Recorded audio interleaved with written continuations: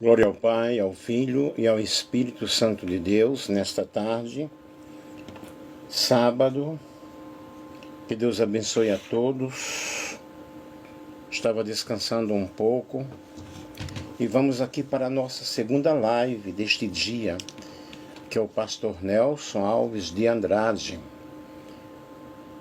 Estudo bíblico sobre a profanação do templo.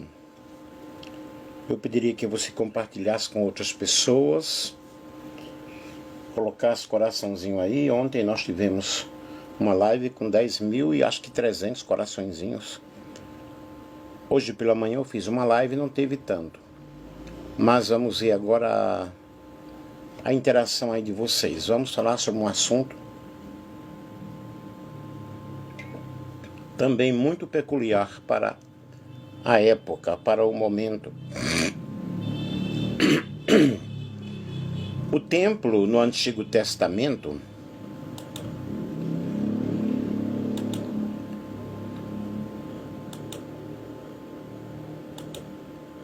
como no Novo Testamento é apresentado como lugar santo, símbolo da habitação de Deus entre os homens.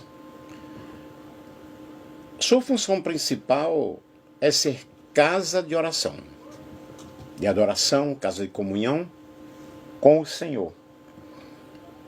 Aí nós vemos a profanação do templo, significa corromper, desrespeitar ou usar indevidamente aquilo que foi consagrado para Deus. Esse tema é um tema muito recorrente nas Escrituras, tanto em sua dimensão física, edifício em Jerusalém, quanto espiritual, a igreja e o corpo do crente. Como templo, construção, casa de oração. E como templo espiritual, o templo em nós. Nós somos o templo do Espírito Santo. Vejamos no Antigo Testamento. Construção e santidade. O templo de Salomão foi dedicado ao Senhor como lugar exclusivo de adoração. Segundo Reis 8, 10 a 13. Que explica justamente a finalidade do templo. Para que o templo foi construído. E nós temos em 2 Reis, capítulo 21, 3 a 7, a profanação por idolatria. Reis como Manassés introduziram altares no templo. Vamos falar aqui então sobre a idolatria no reinado de Salomão. Quem foi Manassés? Desculpem, pessoal. A idolatria no reinado de Manassés. Quem foi Manassés? Filho de Ezequias, que havia sido um dos reis mais piedosos de Judá. Mais piedosos de Judá. Segundo Reis 18, 1 a 7. Ele reinou em Judá por 55 anos, bastante tempo. 697 a 642 a.C., sendo o mais longo reinado em Jerusalém. Isso nós vemos em 2 Reis, capítulo 21, versículo 1. Apesar de ter herdado o trono de um pai fiel, Manassés é descrito como o pior exemplo de rei no Antigo Testamento. Compartilhe aí com outros.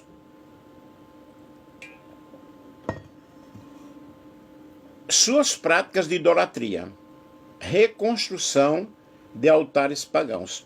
Restaurou os lugares altos destruídos por Ezequias. Segundo Reis 21, 3. Edificou altares a Baal e fez postes ídolos para Aserá, imitando Acabe, rei de Israel. Aí nós vamos aí essa reconstrução dos altares pagãos. Agora temos aí a profanação do templo.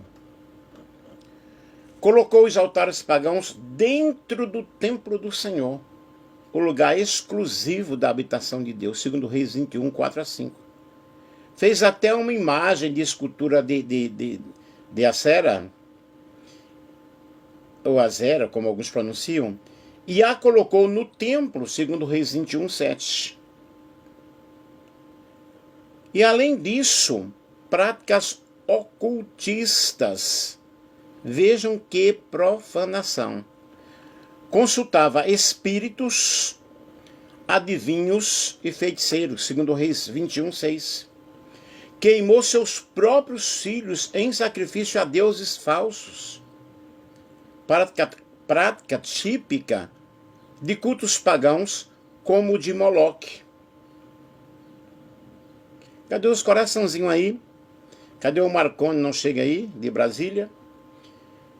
Além de práticas ocultistas, nós vemos a violência e pecado social.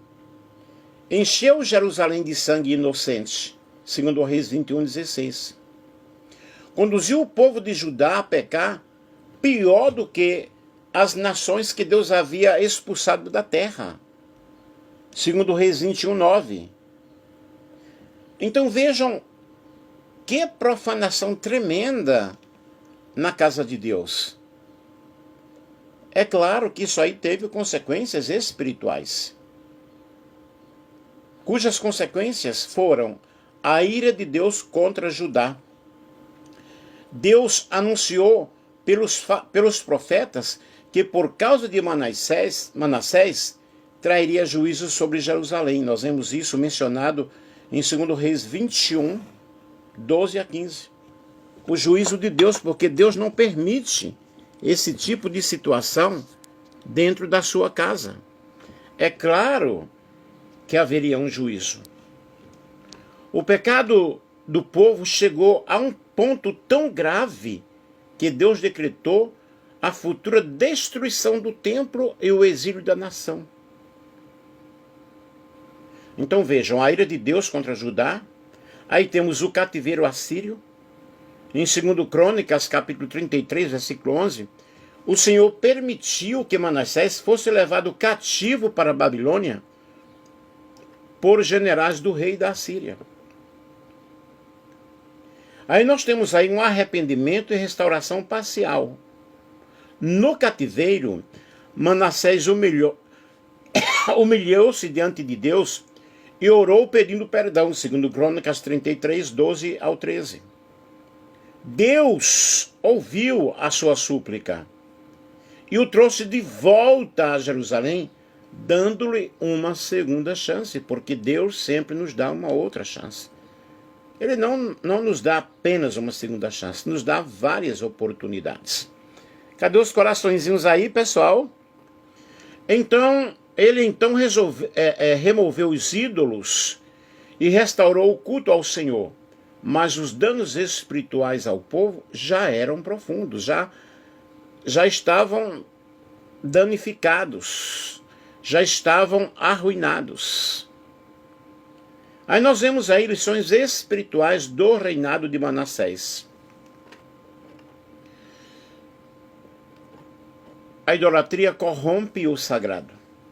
Transformar o templo em lugar de culto a falsos deuses é uma afronta direta à santidade de Deus. Temos a influência do líder. O pecado de um líder espiritual ou político pode conduzir todo um povo ao afastamento de Deus, porque o povo se espelha muito no líder. Infelizmente, quando um líder peca, quando um líder cai, muitos caem junto com ele. E muitos se afastam. Porque as pessoas estão olhando muito a vida do líder da igreja, da comunidade. Infelizmente. Misericórdia divina. Mesmo o pior dos reis pôde ser perdoado quando se humilhou diante de Deus, segundo Crônicas 33, 12 ao 13. Porque o segredo justamente está na confissão, na humilhação, em abandonar o pecado. Mas as consequências permanecem. Ainda que Manassés tenha se arrependido, as marcas da idolatria em Judá prepararam o caminho para o exílio babilônico. Porque Deus perdoa o pecado, mas as consequências do pecado, elas ficam. Segundo Reis 24, 3 a 4. Cadê os coraçõezinhos aí, gente?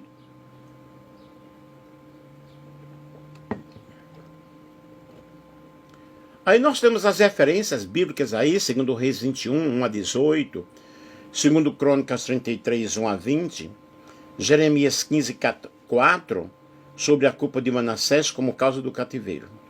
Quais são as aplicações que temos para a época de hoje?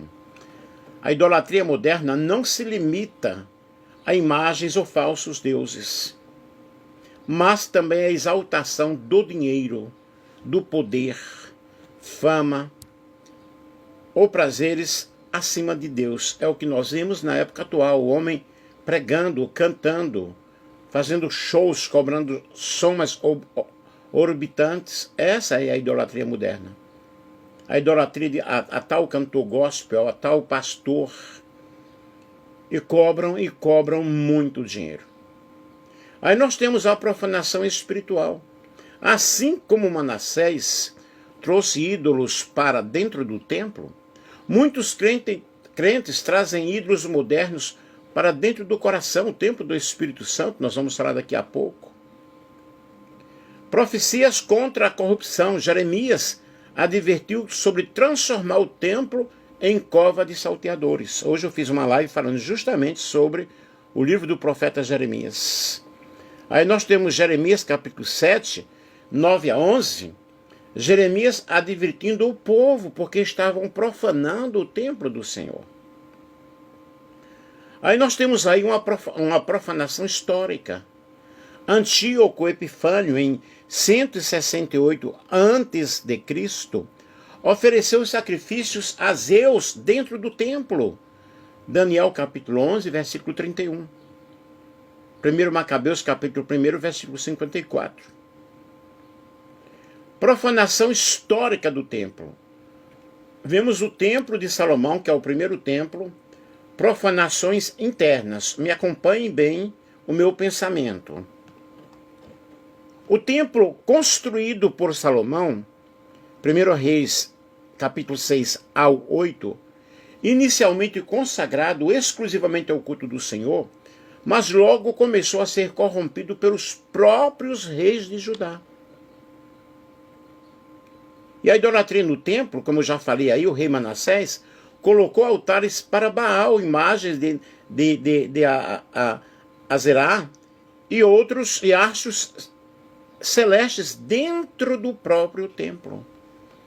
Segundo Reis 21, 3 ao 7. Essa foi uma das piores formas de profanação. Misturar idolatria com culto ao Deus verdadeiro.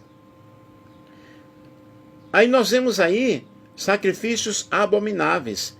Reis como Acás e Manassés praticaram sacrifícios humanos, queimando filhos ao fogo, ao deus Moloque. Segundo Reis 16, 3, 21, capítulo 21, versículo 6.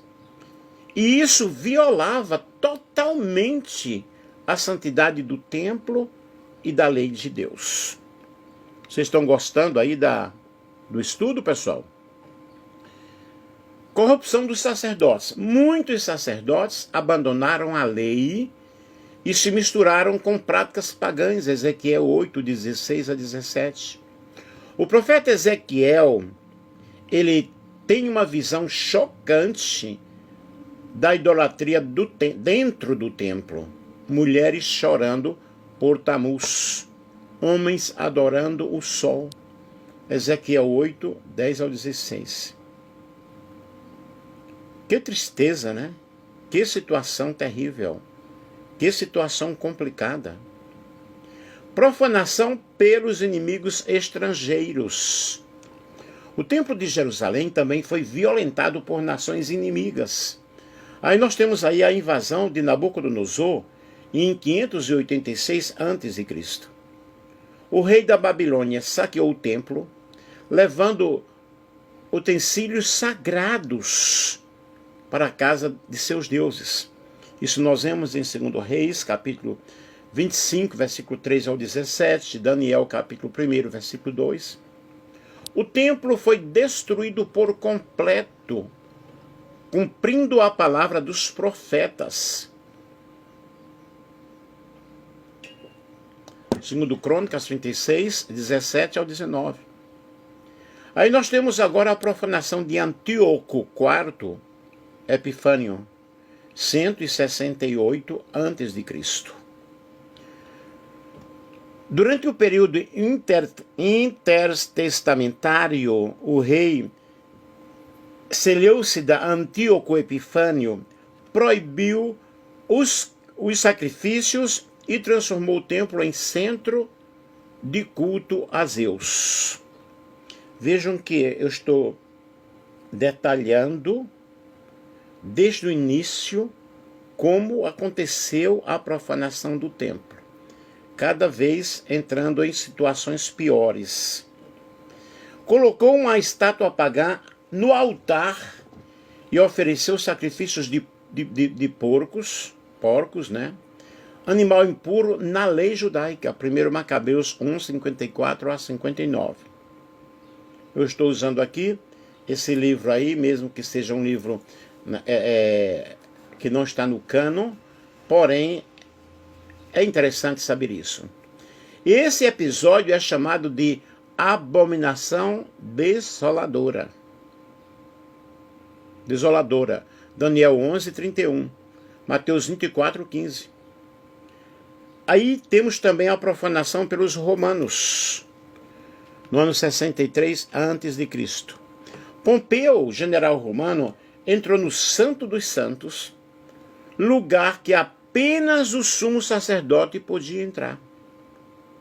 Ainda que não tenha destruído, o ato foi uma violação à santidade do templo, porque somente o sumo sacerdote podia entrar no Santo dos Santos. Cadê os coraçõezinhos aí, gente? Vejamos o segundo templo, Templo de Herodes, corrupção religiosa. No tempo de Jesus, o templo havia sido ampliado por Herodes e era um centro majestoso. No entanto, estava espiritualmente profanado. Como? Comércio dentro do templo. E Jesus expulsou cambistas e vendedores que transformavam o templo em mercado. Mateus capítulo 21, versículo 12 ao 13, e João capítulo 2, versículo 14 ao 16. Ele declarou que o templo havia virado covil de salteadores, igual na época de Jeremias. Vejam, comércio dentro do templo. Hoje é diferente. Hipocrisia religiosa, os líderes religiosos exploravam o povo com pesos e medidas injustas, rituais vazios e tradição acima da lei de Deus. Mateus capítulo 23. E Jesus chamou-os de hipócritas e fariseus. Aí nós vemos aí a profanação final, destruição pelos romanos no ano 70 depois de Cristo. Cumprindo a profecia de Jesus em Mateus capítulo 24, versículo 1 ao 2, Tito, general romano, sitiou Jerusalém e destruiu completamente o templo. Desde então, nunca mais foi reconstruído. Vejamos aí a dimensão espiritual da profanação. Profanar o templo físico era grave. Mas Deus também mostrou que a pior profanação é a idolatria do coração. Ezequiel 14 e 3. Nós vamos estar falando sobre isso. Paulo ensina que o corpo do crente é templo do Espírito Santo. 1 Coríntios 6, 19. E que a igreja como comunidade também é. 1 Coríntios 3, 16 ao 17. Assim, todo pecado deliberado contra a santidade de Deus é também uma forma de profanação. Vocês me compreendem? Lições para hoje. Santidade não pode ser negociada. Quando o sagrado se mistura com o profano, perde-se a presença de Deus.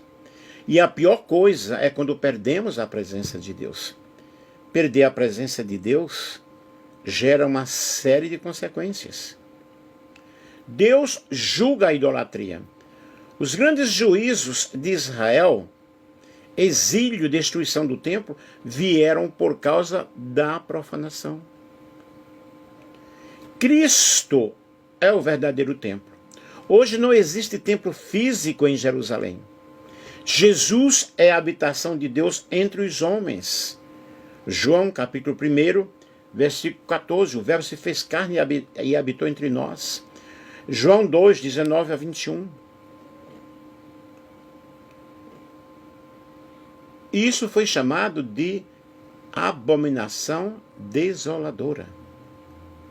1 Reis 21, 3 ao 7, Ezequiel 8, 6 a 16, 2 Crônicas 36, 17 a 19, Daniel capítulo 11, versículo 31, Mateus capítulo 21, 12 ao 13, Mateus 24, 1 a 2, 1 Coríntios 3, 16 a 17, 1 Coríntios 6, 19, foram as referências bíblicas principais deste trabalho.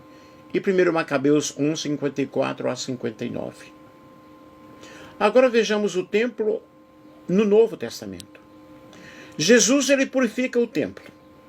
Expulsou cambistas e vendedores, afirmando que o templo deveria ser casa de oração para todos os povos. Não façam da casa do meu Deus covis de salteadores, porque a minha casa será chamada casa de oração para todos os povos. Mateus capítulo 21, versículo 12 ao 13. Anúncio de destruição. Jesus profetizou a destruição do templo em Mateus capítulo 24, versículo 1 ao versículo 2. Cumprida no ano 70 depois de Cristo, com a invasão romana. Agora vejamos o novo conceito de templo. O corpo de Cristo é o verdadeiro templo do Senhor. João 2, 19 a 21. A igreja é o templo espiritual. Efésios 2, 19 a 22. Que é o nosso interior. O corpo do crente é o templo do Espírito Santo. 1 Coríntios 6, 19. Não sabeis que sois o templo, que sois o santuário, e que o Espírito de Deus habita em vós? Porque no Velho Testamento, a glória de Deus se manifestava no templo, no santuário, na tenda do encontro, em Jerusalém, no templo. Mas com a nova aliança, o templo agora somos nós. E quais são as formas de profanação? No templo físico, igreja local, uso para comércio, política ou interesses pessoais. Nós vemos na época atual muito comércio dentro do templo. A mercadologia da fé, o negócio virou moda. Com uma adoração superficial ou mecânica, com um ritualismo tremendo. Você já sabe o que vai acontecer.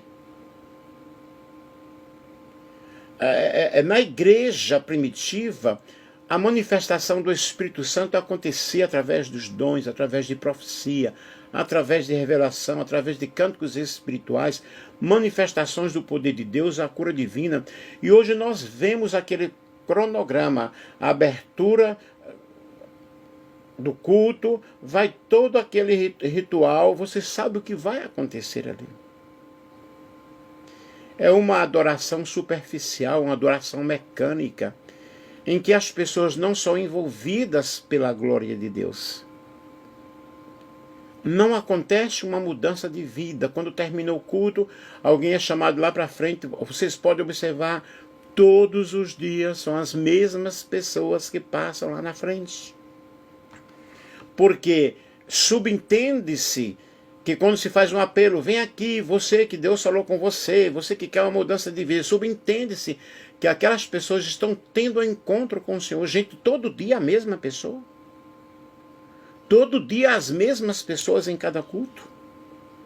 Vocês observem que a igreja fica dividida. Uma parte vai e outra não vai. Na realidade, todos nós precisamos de uma mudança interior todos os dias. Aí os obreiros descem para fazer oração. Os obreiros também não precisam de mudança?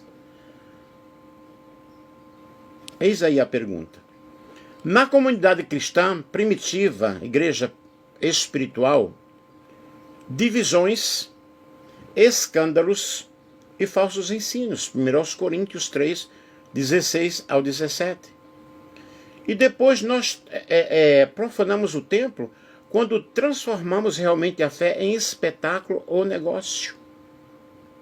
O que significa transformar a fé em espetáculo ou negócio? Vejamos, pois, tem 1000 coraçãozinho aí. Pessoal, agora começou, o Marconde chegou, né, Marconde? O que significa transformar a fé em espetáculo ou negócio? Espetáculo, quando a fé é usada como entretenimento, fama ou autoexibição e não para glorificar a Deus. São os famosos shows gospel que nós temos na época atual. Paga-se uma soma de dinheiro e as pessoas vão lá para dançar, pular e gritar. Você não vê conversão, você não vê milagres, você não vê salvação de alma, simplesmente o povo dançando. Isso aí é espetáculo. Negócio. Quando o evangelho é explorado como meio de lucro financeiro, usando o sagrado para obter ganhos pessoais. Aí você vende flor ungida, sabonete ungido, vela ungida, sal ungido, alho ungido. Eu vou fazer uma live, vou preparar, porque as lives eu preparo, tá? Eu faço uma pesquisa. Eu estou aqui diante do meu PDF, com 13 ou 14 páginas que eu pesquisei. Eu tenho os sites, eu tenho os livros onde eu pesquisei, eu faço uma pesquisa. Eu vou fazer uma live sobre feitiçaria nas igrejas. Essas práticas, queridos, não são novas. A Bíblia já alertava contra o comércio da fé e contra a religiosidade teatral. O que eu estou falando aqui é pura verdade. Falo com conhecimento, falo sem medo, porque é o que está acontecendo. O evangelho é muito fácil. Fácil no sentido de Jesus salva, transforma o pecador, né? Ele transforma o pecador, salva, perdoa os pecados, cura, batiza com o Espírito Santo e leva para o céu. O início do evangelho foi desse jeito. Hoje nós temos vários cursos maravilhosos, vários cursos teológicos. Jamais eu sou contra a teologia, eu sou professor de teologia. Mas o pessoal perdeu a essência. Onde está aquele crente raiz que orava e Jesus curava? Onde está aquele crente raiz cujo louvor havia batismo com o Espírito Santo? Eu sou dessa época. Hoje, lindos louvores, mas na sua maioria voltados para o antropocentrismo, voltados para o homem. Exemplos bíblicos nós temos no Antigo Testamento. Os sacerdotes corruptos de Israel profanavam o templo ao usar os sacrifícios para benefício próprio. Malaquias 3:11. Jeremias denunciava líderes que enganavam o povo com palavras falsas. Jeremias capítulo 7, versículo 4. Hoje também. As falsas profecias, as falsas revelações. No tempo de Jesus, os cambistas no templo transformavam o culto em comércio, vendendo animais e cobrando taxas injustas. João 2, 14 ao 16. Os fariseus hipócritas faziam orações longas em público para serem vistos. Jejuavam com aparência abatida, buscavam reconhecimento humano. Mateus 6, 1 ao 6. O que não é diferente hoje. Nós vemos as pessoas profanando a casa de Deus, profanando o templo do Senhor, chamando a atenção para si. Eu sou o profeta. Agora o profeta está aqui. E vai profetizando, inventando revelações, inventando curas. Tem pessoas até que são pagas, né? Demonstrando que ali está paralítico para o povo ver que Jesus curou alguém. Gente, pelo amor de Deus, por favor. É complicado tudo isso. Na igreja primitiva, Simão Mago tentou comprar o dom do Espírito Santo para lucrar com ele. Atos 8, 18 ao 20. Paulo alertou contra pregadores que faziam o evangelho comércio da palavra de Deus. Segundo aos Coríntios 2, 17. Uau! Se naquela época já havia tudo isso, imaginem hoje. Como tudo está acontecendo. Judas descreve falsos mestres como mercadores da fé. Judas 1, 11 a 16. Tem igrejas por aí que tem o envelope da cura, o envelope da campanha, que você tem que pagar aquele envelope para fazer a tua campanha. Eu estou falando de coisas que eu conheço. Estou procurando um papel aqui para me abanar para não ligar o ventilador, porque está muito quente.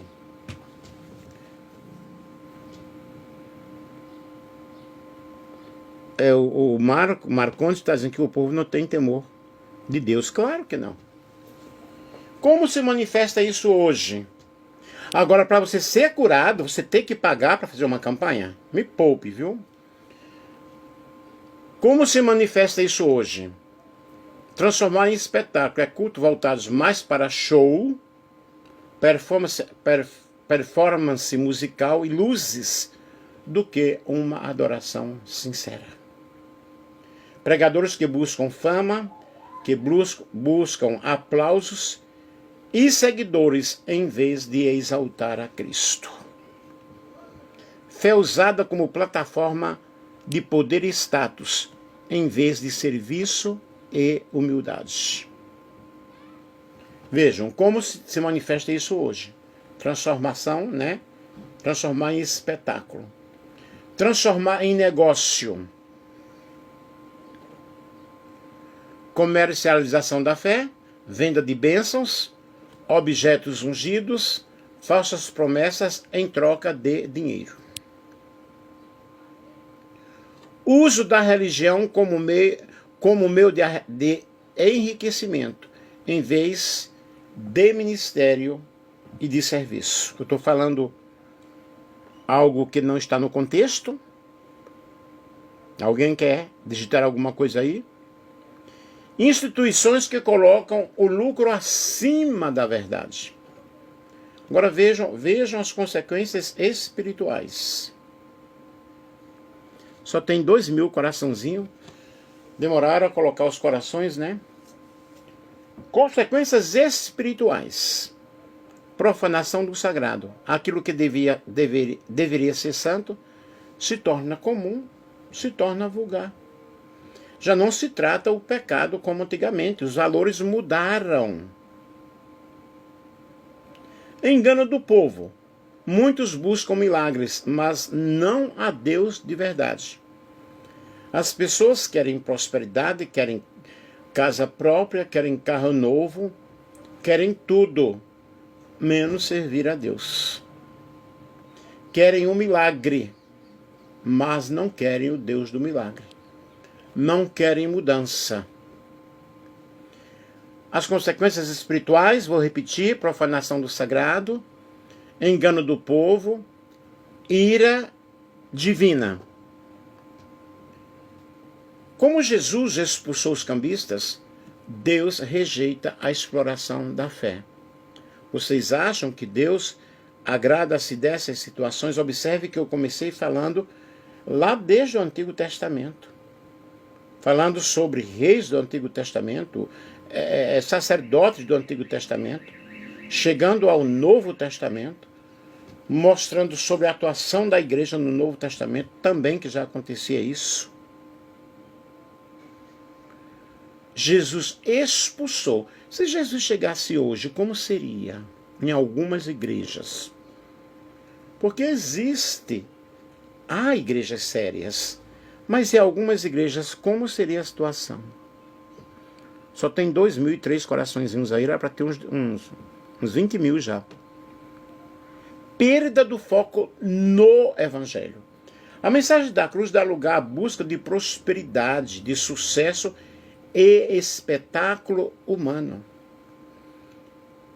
Quando eu disse que o Evangelho é simples, é porque a mensagem da cruz é loucura para os que perecem, disse Paulo, mas para nós que somos salvos é o poder de Deus. O que temos que pregar é Bíblia. O que temos que pregar é falar sobre Jesus, sobre Deus, sobre o Espírito Santo, sobre as doutrinas básicas da fé, sobre a comunhão com Deus, a consagração, a santificação, a verdadeira adoração, levar o povo a ter uma mudança. Mas muitos não estão preocupados, o foco é financeiro, o foco não é salvação. Prega-se mais sobre dinheiro e ofertas do que sobre salvação. A pregação é dinheiro. Não estão nem aí, muitos não estão nem aí. Existem igrejas sérias, mas existem outras que o pessoal realmente estão fazendo a barganha da fé. Vejamos lições e aplicações. Vamos aumentar os coraçõezinhos aí, Marcondes? Ontem deu 10.300, mas agora não vai dar não. A fé é serviço, não comércio. O verdadeiro ministério é motivado pelo amor a Deus e ao próximo. 1 Pedro capítulo 5, versículo 2 ao 3. O verdadeiro evangelho leva a pessoa, a verdadeira fé, leva a pessoa a ter uma comunhão com Deus, a ter um contato com Deus. E eu sou o templo, você é o templo. Hoje eu posso adorar a Deus em qualquer lugar. Hoje eu estava em uma reunião e eu citei essa expressão, a pessoa falou assim, nem sempre Deus está sendo adorado em qualquer lugar. Na realidade, porque o povo está buscando a glória para eles. Por isso que a Bíblia diz que os verdadeiros adoradores adorarão ao Pai em espírito e em verdade. E Deus está em busca de verdadeiros adoradores. Se Ele está em busca de verdadeiros, porque existem os falsos, cujas características eu já falei aqui. Culto em espírito e em verdade não depende de luxo, de música profissional ou recursos humanos, mas da sinceridade do coração. João 4, 23 ao 24. Nós, quando observamos os cultos da África, em alguns lugares, o pessoal estão reunidos lá em uma igrejinha de sapé, uma igrejinha de palha. Os irmãos estão construindo igrejinhas de barro, pisos no chão, né? Aquele chão, na poeira. Mas estão adorando a Deus. Estão louvando a Deus. Um povo que está sofrido, um povo que nem sequer tem uma comida legal, igual no Brasil nós temos tudo.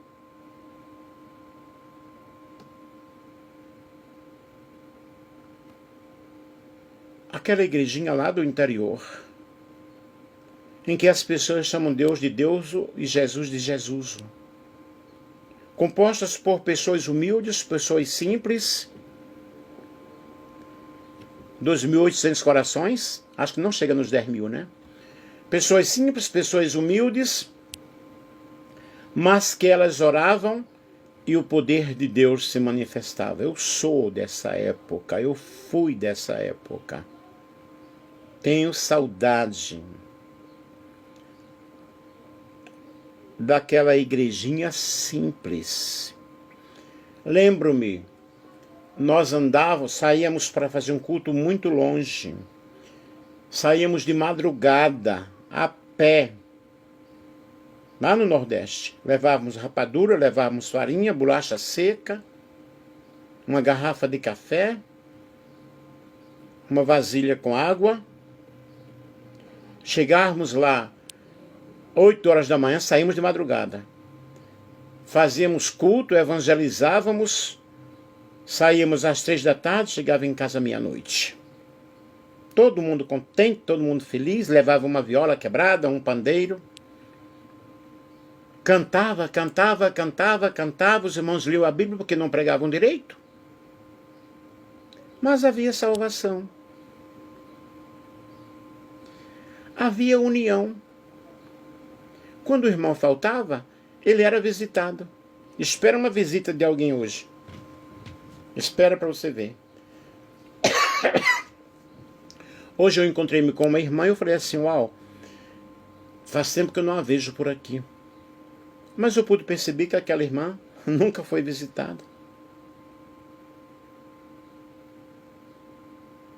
Faz anos que o meu filho não frequenta a igreja, não vai à igreja, ninguém nunca viu visitar.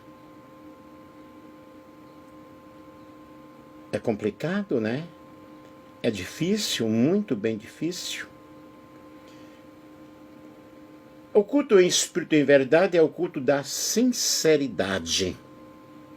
Nós temos discernimento do crente. Devemos vigiar para não cair em engano e não apoiar práticas que transformam o evangelho em negócio. Cristo como centro, tudo deve apontar para ele e não para o homem. Não para instituições ou riquezas, suntuosos templos, a síndrome da construção do templo maior. É lindo, é maravilhoso, é necessário. Porém, quando um constrói um templo para 7.000, o outro quer construir para 10.000. Quando o outro constrói para 10.000, o outro quer construir para 20.000. É errado? Claro que não. Porém, a forma como as coisas sucedem, a forma como as coisas acontecem. Texto para reflexão, João 2, 14 ao 16. Jesus expulsa os vendedores do templo. Mateus 6, 1 a 6. Jesus condena a fé exibicionista. Atos 8, 18 a 20. Pedro repreende Simão por querer comercializar o Espírito. É igual eu, ninguém me visitou. É igual eu também, querido. Ah, mas o senhor não é pastor? Sou, porém, sou homem e necessito também de ajuda. Me compreendem? Me compreendem? Eu estou operado aqui de cataratas. Uau, é simples. Não pode fazer nada.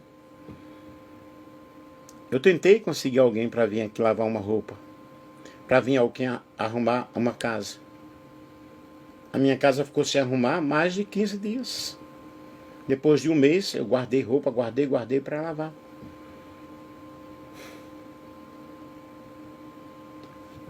Sem condições para pagar. Se tivesse condições, aparecia um monte. Bom, é melhor não falar sobre isso. Atos capítulo 8, 18 ao 20. Pedro repreende Simão por querer comercializar o Espírito Santo. Segundo aos Coríntios, capítulo 2, versículo 17. Não somos como muitos que fazem comércio da palavra de Deus. 1 Pedro 5, 2 a 3. Pastores devem servir de boa vontade, não por ganância. Eu louvo a Deus. Meu maior público foi 15.000 pessoas. Eu louvo a Deus. Nunca cobrei para pregar. Hoje eu tenho muito mais conhecimento. Também não cobrarei. Se for convidado. Pague a passagem, dê uma oferta e já está resolvida a situação. No corpo do crente, templo do Espírito Santo, pecados sexuais, vícios, idolatria moderna. Viver em santidade, desonrando a presença de Deus. Aplicações espirituais. Santidade pessoal. Conservar o corpo e a mente puros como habitação do Espírito Santo. Reverência na adoração. Cultuar a Deus com sinceridade, sem transformar a igreja em mercado ou palco. Discernimento espiritual. Rejeitar práticas que banalizam o sagrado. 3.300 corações, chega a 5.000. Consagração contínua, manter a vida dedicada ao Senhor, reconhecendo que tudo pertence a Deus. Como se profana o templo, casa espiritual? O que é o templo espiritual? O corpo do crente. Acaso não sabeis que o vosso corpo é santuário do Espírito Santo?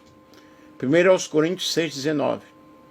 A igreja como comunidade. Vós sois o templo de Deus e o Espírito de Deus habita em vós. 1 Coríntios 3,16.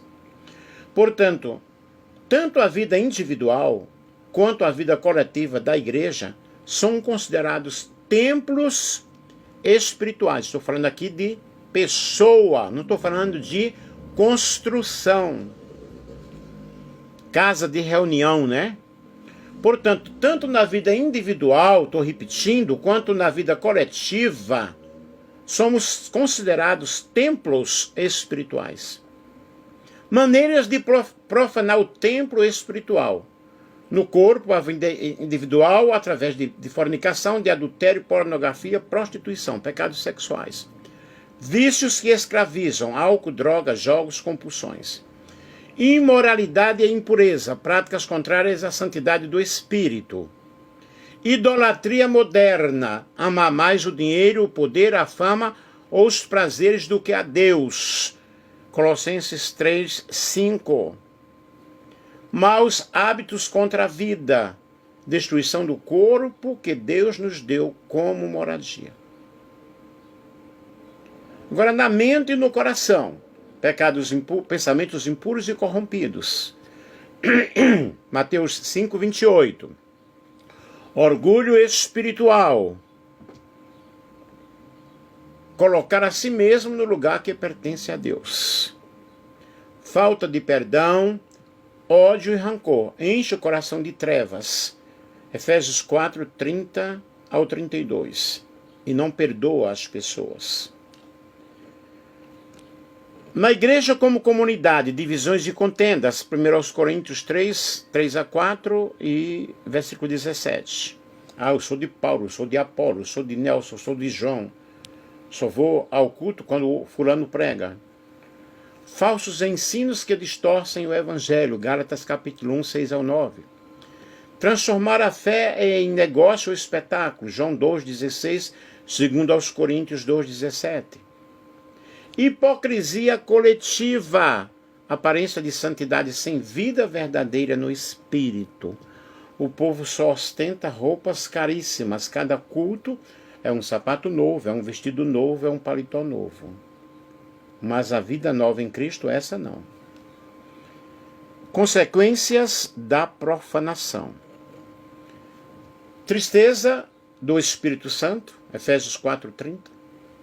Perda da comunhão com Deus, escândalo diante do mundo. Quando a igreja vive em pecado, o nome de Deus é blasfemado. Estou falando de igreja, nós individualmente. Juízo de Deus, se alguém destruir o templo de Deus, Deus o destruirá. 1 Coríntios 3:17. Como evitar e proclamar e profanar o templo? Viver em santidade. Consagrar corpo, mente e espírito ao Senhor. 1 Tessalonicenses 5:23. Espírito, alma e corpo. Praticar vigilância espiritual, jejum, oração, jejum, leitura da palavra de Deus. Vou repetir. Oração, jejum, leitura da palavra de Deus. Manter comunhão com a igreja, buscar edificação mútua, buscar a comunhão. Hebreus 10:25.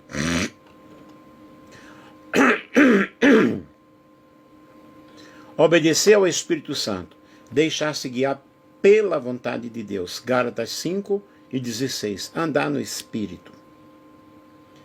Arrependimento constante, confessar pecados e buscar restauração. 1 João, capítulo 1, versículo 9. Confessar, abandonar, deixar. E uma reflexão final aqui. O templo espiritual não é feito de pedra, mas de vidas santificadas pelo sangue de Cristo. Profanar o templo é permitir que o pecado, a idolatria e a vaidade tomem o lugar da presença de Deus. Santificar o templo é viver em obediência, reverência e amor, para que a glória do Senhor seja vista em nós e através de nós. 4.600 corações. Segundo aos Coríntios 6,16, seria bom você guardar isso aí. Porque vós sois o templo do Deus vivo, como Deus disse, neles habitarei e entre eles andarei, e eu serei o seu Deus e eles serão o meu povo. Comunhão, intimidade. Aleluia. Como se profana o templo, o corpo do crente, o que é o templo espiritual é o corpo do crente. Acaso não sabeis que o vosso corpo é o santuário do Espírito Santo? 1 Coríntios 6,9. A igreja como comunidade, vós sois o templo de Deus e o Espírito de Deus habita em vós. 1 Coríntios 3,16. Portanto, a vida individual quanto a vida coletiva da igreja são considerados templos espirituais. E nós profanamos o templo com pecados sexuais, vícios que escravizam, eu já falei isso, a imoralidade e impureza, práticas contrárias à santidade, a idolatria moderna, os prazeres modernos, a fama, o poder, o dinheiro, maus hábitos contra a nossa vida, na mente e no coração os nossos pensamentos impuros, pensamentos que não agradam ao Senhor, o orgulho espiritual, estou terminando aqui,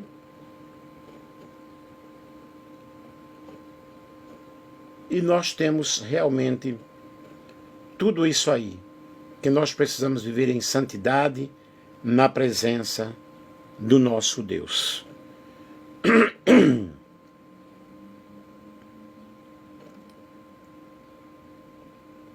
Consequências da profanação espiritual do templo: quando o corpo e a vida são usados para o pecado, o Espírito Santo fica triste, é entristecido. Chegamos a 5.000 corações. A consequência é a perda de sensibilidade espiritual, a dificuldade de ouvir a voz de Deus. E o livro de Apocalipse diz: eis que estou à porta e bato. E várias vezes lá está escrito: quem tem ouvidos, ouça o que o Espírito diz às igrejas. A quebra da comunhão com Deus: o pecado ergue o muro entre o homem e Deus. Isaías 59:2. Há uma separação. A oração perde a eficácia. O relacionamento com o Senhor se torna algo frio, algo distante, algo vazio. Não há mais aquela alegria em buscar a Deus. O altar do coração fica vazio, como aconteceu com o templo de Jerusalém, quando a glória de Deus se retirou. Ezequiel 10:18. A corrupção da vida espiritual. O corpo que deveria ser santo torna-se um instrumento de injustiça. Romanos 6:12-13. Pecados como imoralidade sexual, ganância, idolatria, hipocrisia corroem o testemunho cristão. O crente ele passa a viver em escravidão espiritual em vez de liberdade no espírito. Aí nós temos escândalo e má influência. Quando a igreja ou o cristão profana o templo espiritual, o mundo passa a blasfemar o nome de Deus. Romanos 2:24. E muitos se afastam da fé por causa dos maus exemplos, gerando feridas espirituais e profundas que nunca se curam. Aí Paulo advertiu: se alguém destruir o templo de Deus, Deus o destruirá. Isso pode significar perda de ministério ou chamado, juízos temporais, como aconteceu com Ananias e Safira, em Atos capítulo 2, versículo 1-11, afastamento do favor e da proteção de Deus. Aí nós temos aí o risco da apostasia. Quem insiste em viver profanando o templo pode chegar a ponto de endurecer o coração e se afastar totalmente da fé. Hebreus 3:12-13. A consequência mais grave é a perdição eterna, caso não haja arrependimento. Apocalipse 21, 27. E em contrapartida, quando o templo espiritual é santificado, a presença de Deus é constante. Você tem prazer de ler a Bíblia, de orar, de jejuar, de aconselhar, de pregar a palavra de Deus. O Espírito Santo age com poder na vida dessa pessoa, através da manifestação dos dons, da cura divina, da revelação, da profecia, dos milagres. Gente, através das nossas lives aqui, Deus tem curado pessoas, Deus tem falado em revelação, em profecia, pessoas têm aceitado Jesus. Pessoas falam comigo depois no privado, que foram abençoadas, que foram restauradas. Isso me dá uma força, me impulsiona a pregar mais. A igreja cresce com pureza, unidade e autoridade espiritual. 1 Coríntios 3, 16 ao 17, fala sobre a advertência contra destruir o templo de Deus. Efésios 4, 30, não entristecer o Espírito Santo. Ezequiel 10, 18, a glória de Deus se afastando do templo. Romanos 2, 24, o nome de Deus é blasfemado entre os gentios por causa de vós. Considerações finais. A profanação do templo é um grave pecado que revela a falta de temor a Deus. Tanto Israel no passado quanto a igreja hoje são advertidos a não transformar o santo em comum. O verdadeiro templo de Deus não é apenas uma construção, mas a vida dos crentes, chamada a ser morada santa para o Senhor. Amém. O verdadeiro templo de Deus não é apenas uma construção, mas uma vida santa. Profanar o templo é afastar-se da presença de Deus. Santificar o templo é viver em aliança, reverência e fidelidade ao Criador. Que Deus nos ajude, que Deus nos abençoe e que nós possamos obedecer a Deus, que nós possamos pensar em nossa vida espiritual. 8,7 corações. Começaram tarde, senão ia chegar nos 10 mil. Aí aqui as referências bíblicas do Antigo Testamento. Foram 1 Reis 8, 10 ao 13, 2 Reis 21, 3 ao 7, Jeremias 7, 9 a 11, Ezequiel 8, 6, Daniel 11, 31, 1 Macabeus 1, 54, que é um livro não apócrifo que eu usei, Novo Testamento, Mateus 21, 12 ao 13, Mateus 24, 1 a 2, João 2, 19 a 21, 1 Coríntios 3, 16 a 17, 1 Coríntios 6, 19, Efésios 2, 19 a 22. E as referências aqui consultadas é Bíblia de Estudo de Almeida, em português, História dos Hebreus, Flávio Josefo, o Novo Testamento, Sua História e Sua Fé, Bruce, Jesus e o Povo de Deus, Wrighton, e Dicionário da Bíblia, de Carlos Rusconi. São essas algumas referências que eu quis citar aqui para vocês verem na realidade, e outras mais, que eu fiz uma pesquisa, buscando esse ensino, buscando esse ensinamento. Eu espero que vocês tenham gostado. E eu falei aí sobre a profanação do templo, mostrando desde o Antigo Testamento ao Novo Testamento, o lugar santo, a habitação de Deus, como o povo desobedeceu, como o povo entrou em um caminho de decadência espiritual, como a adoração foi corrompida, como a comunhão foi corrompida, como eles fizeram, como Jeremias tratou o povo, explicou para o povo que eles deveriam fazer. Nós explicamos aí também sobre o reinado de Manassés, que é o filho de Ezequias, que havia sido um dos reis mais poderosos de Judá, e apesar de ter dado o trono de um pai fiel, Manassés é descrito como o pior rei, né? Pior exemplo de rei no Antigo Testamento. Nós mostramos isso aí. Uau, 10.300 corações? Se o pessoal tivesse colocado o coraçãozinho logo no início, chegaria a 11 mil, porque começaram tarde. nós falamos, eu estou dando só um resumaço aqui, sobre as práticas da idolatria, como eles profanaram o templo do Senhor, colocando ídolos, né, edificando altares a Baal, profanando o templo do Senhor, oferecendo sacrifícios, até sacrifícios humanos, consultando espíritos, adivinhos e feiticeiros, a violência social muito forte, o pecado social encheu Jerusalém de sangue inocente. Então vocês observem como o povo realmente estava distante do Senhor, como o povo estava profanando o templo do Senhor. Eu falei também sobre a ira de Deus, né, contra Judá. Deus anunciou pelos profetas o juízo que viria, a destruição que viria. O pecado chegou a um ponto tão grave que o Senhor, Deus decretou a destruição do templo e o exílio da nação. Vimos aí o povo sendo levado ao cativeiro e Manassés humilhando-se diante de Deus, a oração pedindo perdão.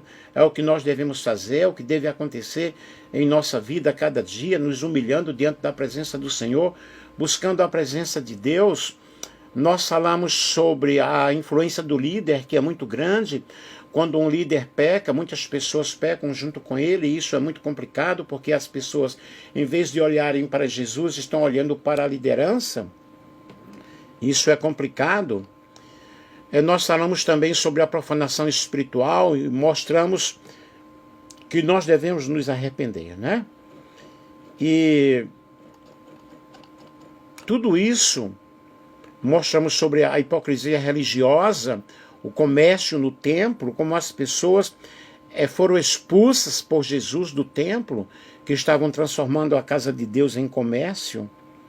Eu quero neste momento fazer uma oração. Pai amado, Pai querido, Pai santo, louvado seja o nome do Senhor. Eu peço a tua bênção, eu peço a tua misericórdia, Senhor, sobre essas vidas, sobre essas pessoas, que elas possam, Deus, entregar suas vidas ao Senhor, e que nós possamos, ó Deus, confessar o nosso erro, confessar o nosso pecado, pedir perdão ao Senhor, pedir a misericórdia do Senhor, que o Senhor tenha misericórdia da nossa igreja, tenha misericórdia da nossa nação, tenha misericórdia de todos nós, porque nós precisamos do Senhor.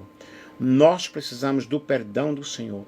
Precisamos reconhecer que estamos errados, precisamos reconhecer, Senhor, que estamos perdendo a tua glória.